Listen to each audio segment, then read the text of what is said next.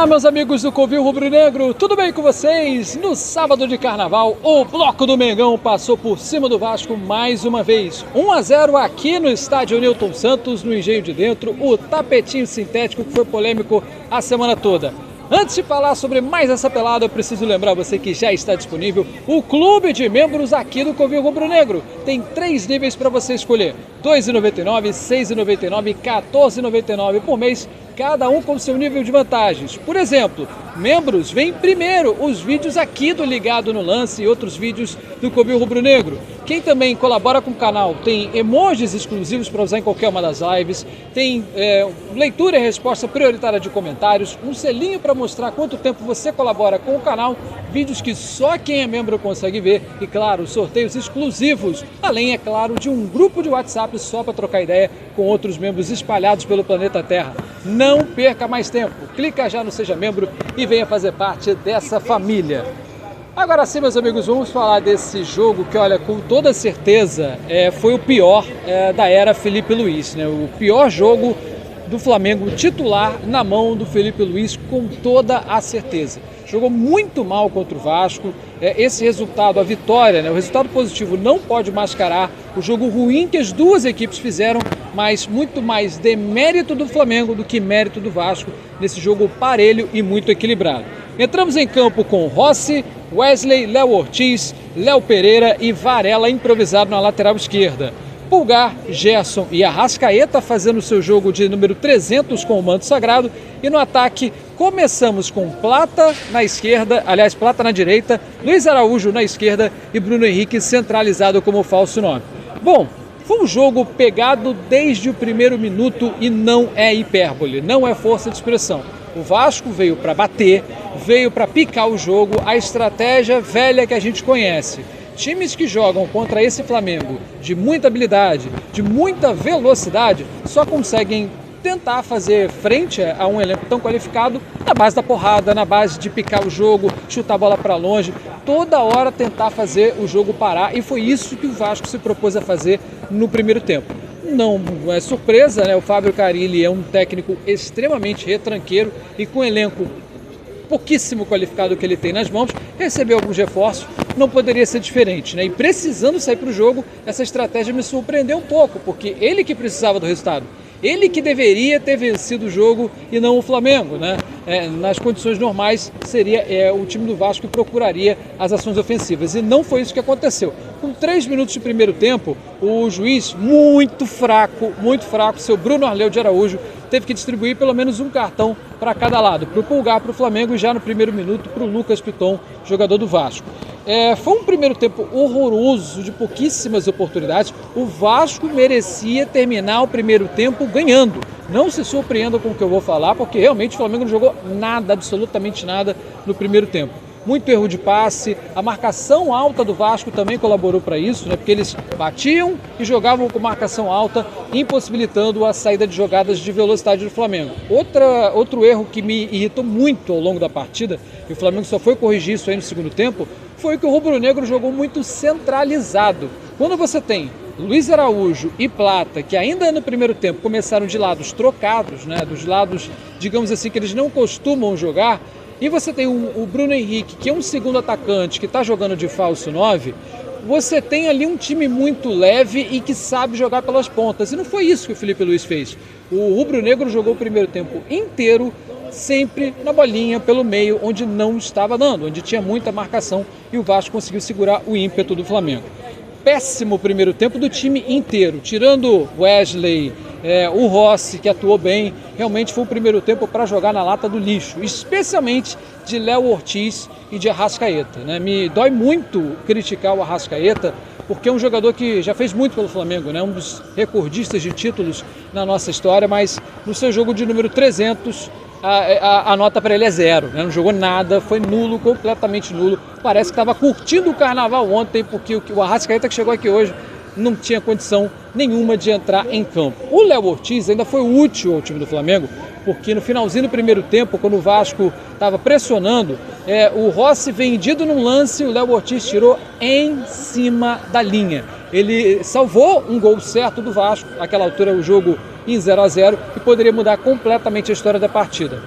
Para mim era gol certo aquele lance, porque o Flamengo estava muito mal arrumado, uma bola mal cortada do Léo Pereira, que acabou culminando numa defesa, digamos assim, em cima da linha do Léo Ortiz. Então, para mim, foi assim, o lampejo de bom futebol dele no primeiro tempo, e eu fiquei muito chateado que o Felipe Luiz não mexeu no segundo tempo. Eu sei, tem toda a polêmica da semana toda do gramado sintético do Nilton Santos, que tem que poupar jogador, e o Flamengo entrou com muitos desfalques no jogo de hoje, né? Além do Pedro, que está se recuperando, breve está voltando aí para os campos do Mengão. Além do Pedro, vinha Alexandro, Danilo, Juninho, Cleiton, Michael e Cebolinha, todos esses aí com algum grau maior ou menor estavam com lesões e não podiam atuar, à exceção do Cleiton, né, que você sabe está suspenso por mais um jogo, só volta numa eventual final de campeonato carioca.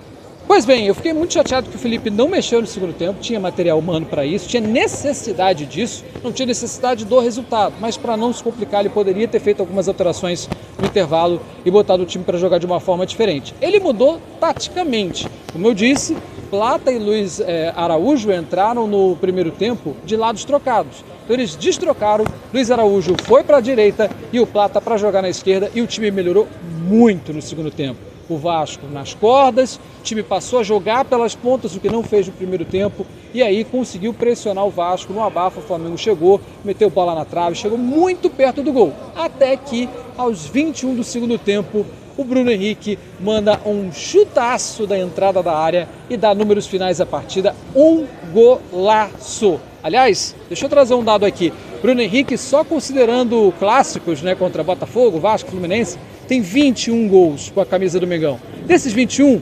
10, eu disse 10, quase metade em cima do Vasco. Se tem alguém que sabe marcar gol em clássico, né, tem o apelido de rei dos clássicos, não é à toa, e se tem alguém que sabe marcar gol em cima do Vasco, sabe ser carrasco, é o senhor Bruno Henrique, da camisa 27.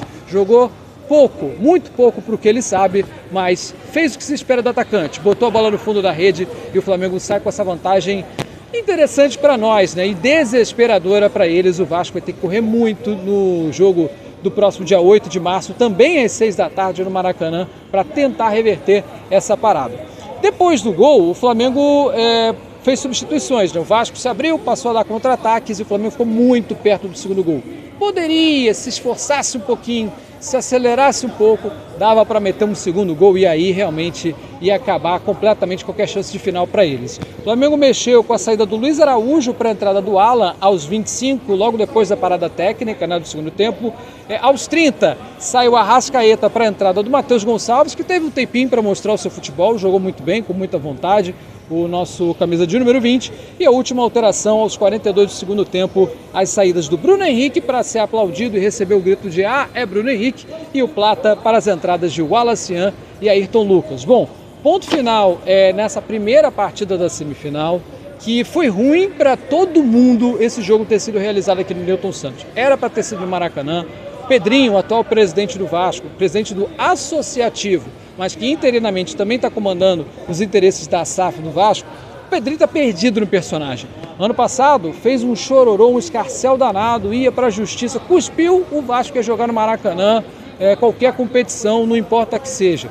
E ele entrava na justiça, conseguia eliminar, o gramado do Maracanã só ficando pior e só ficando pior. Dessa vez, em que ele tinha a oportunidade de botar o Maracanã com 30, 35 mil, menos de 11 mil presentes aqui no Nilton Santos, em pleno sábado de carnaval, com a cidade movimentada com blocos, né, com um local que não é tão apropriado assim para o torcedor chegar, até para mim que vem da Zona Oeste, é ruim para chegar aqui no Nilton Santos, e para voltar é pior ainda. Não fosse o esquema especial de carnaval, eu praticamente ficaria a pé para voltar para casa.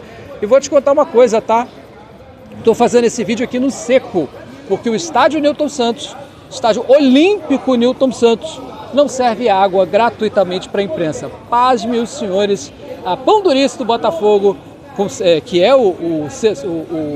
a quem tem a concessão municipal do estádio, chega a esse ponto, né? Nem mesmo no jogo alugado eles ofereceram água gratuitamente para a imprensa, num calor de mais de 35 graus, mesmo depois de 7 horas da noite. Mas Esportivamente, o Flamengo sai muito vencedor, apesar de não ter merecido.